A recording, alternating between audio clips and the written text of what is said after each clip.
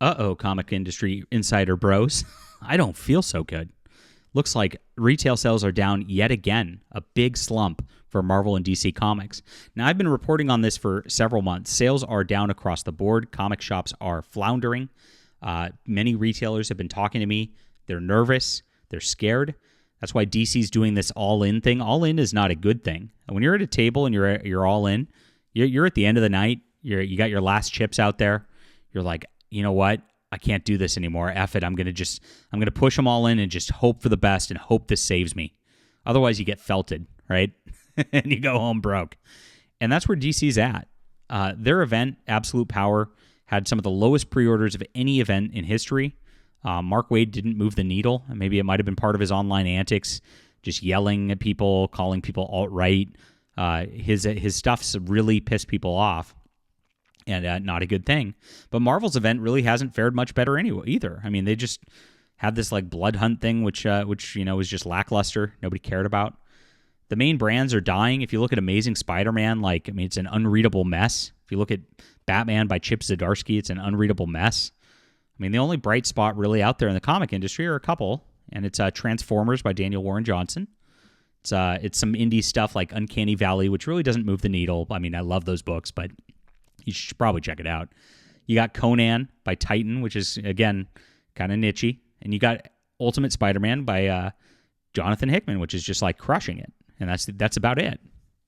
So you can't live off of just a couple books and a couple indie books as a comic retailer.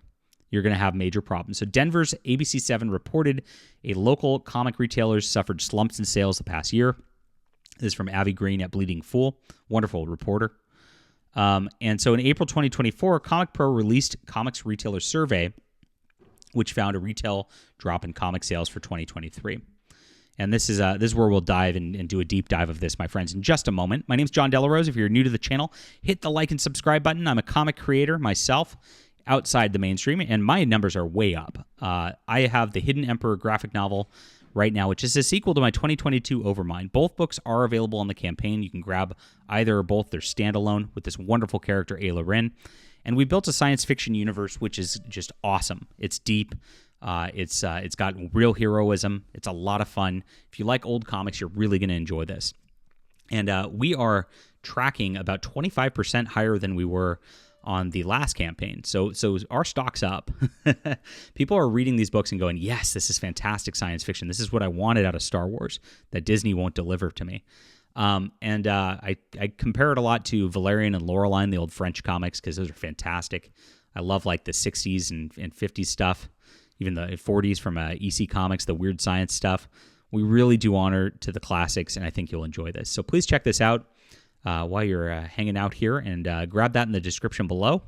I appreciate everybody who backs. I guarantee a wonderful book for you, and thank you so much again. All right. So below is a portion of the survey that they looked at. 54% of retailers, that's 54% of comics retailers, reported gross sales of $300,000 or less in 2023. So that's more than half.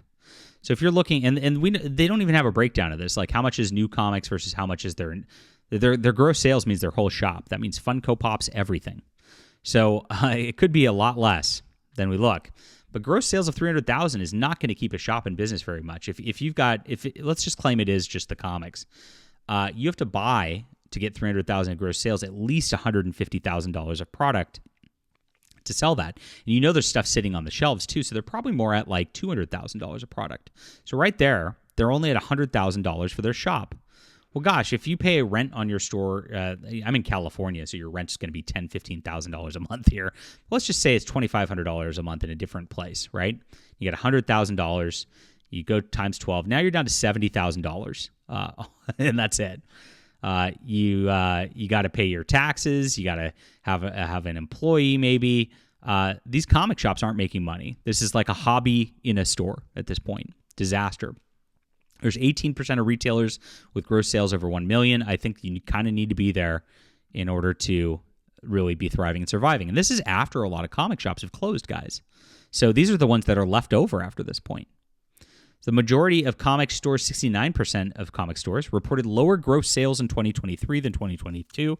It's down, and what we're seeing is that that's more than 2/3 of comic shops are down in sales. They always lied to us and said, this isn't happening. The sales are fine. Everything's fine. You guys are just lying about your anti-woke agenda. Yeah, sure. Okay. Now, I'm hearing from the retailers I talk to, it's even worse in 2024. Things are really, really struggling at this point. Comparing 2023 to 2019, pre-pandemic, fewer stores experienced a sales decline. So in 2019, it was 54% had a lower gross sales. So it was a little lower. The lower gross sales in 2023 than 2019. So they're saying that they have had some growth since 2019, and it's back down a little bit. Sales of new comics. So this is really where it's at. We're down 73%. So a lot of their sales are back issues and things like that. But really, the new comics down 73%. That's crazy. And that's because the new content's just bad. If you look in Marvel Comics, DC Comics, go down the line. I mean, who's going to buy these things except for people like me to trash review them, to laugh at them? I mean, there's so much cringy content out there. They're hiring these ridiculous people. Tim Sheridan to write gay Green Lantern. You got Justina Ireland writing books, and she's a big race baiter. I mean, it's crazy. These people have no talent. They're there just because of their cronyism and because of their identities. And they just keep getting promoted and shuffled around to different things. I'm looking at the DC All In. I mean, you're moving Tom Taylor to Detective Comics after he blew up Superman with making him gay? Cool. That's going to work. That's going to go fantastic. You're moving Jason Aaron to do an Absolute Superman relaunch after he made Thor into a chick and ruined it? Like, okay, sure, that's going to go great. I mean, these people are so stupid.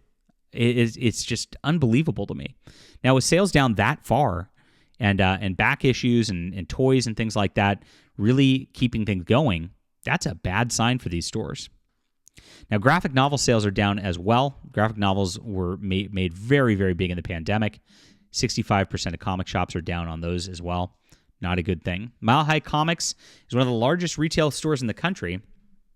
He said that he did have a drop in gross sales in 2023, but it was lower than the survey mentioned. He said the gross today's sales are less than our gross sales today are less than when our gross sales when we bought this building in 2011. It's because we voluntarily abandoned the new comic book model. Oh, whoops. I wonder why you did that. And by the way, this guy who runs Mile High Comics is super woke. He runs like drag shows out of the comic book store. Of course, like people are turning away. You don't bring your kids to that after a while. So you're really circling the drain. But even with that, like he's abandoning the new comic book model, of course, because they don't sell. We're getting out of that business as much as possible. What a damning conviction from one of the wokest comic shop owners out there. Even the woke know that these new woke products are not going to sell. You got to abandon that business model to keep it going. So they focus on collector's items. They're buying them not from publishers, just from people coming and bringing them in. So the comic models are forced to be basically pawn shops of people coming in being like, hey, here's my collection. And then them going, oh, cool, you got a couple key issues, we'll buy this. And then reselling those. That's what they're doing now because the new stuff just doesn't play. Nobody wants it.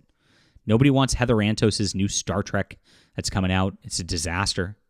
Nobody wants this DC All-In disaster. I mean, even the creators, you can tell when watching their promo videos, they're not excited about it.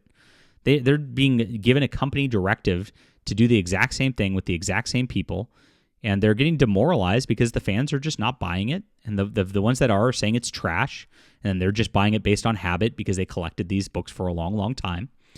And they're really at the wit's end of this entire industry. It's over. The core comic readers are aging out. Younger comic readers prefer to consume comics on devices rather than purchasing a physical copy. Well, that might be true, but Marvel and DC are not selling well digitally either. That's another lie that got exposed big time. They always said, well, you don't know the digital sales. Well, yeah, we do. They're not much. It's very low. I can tell you as a comic creator myself that like digital sales really are like 10, 15% of your sales.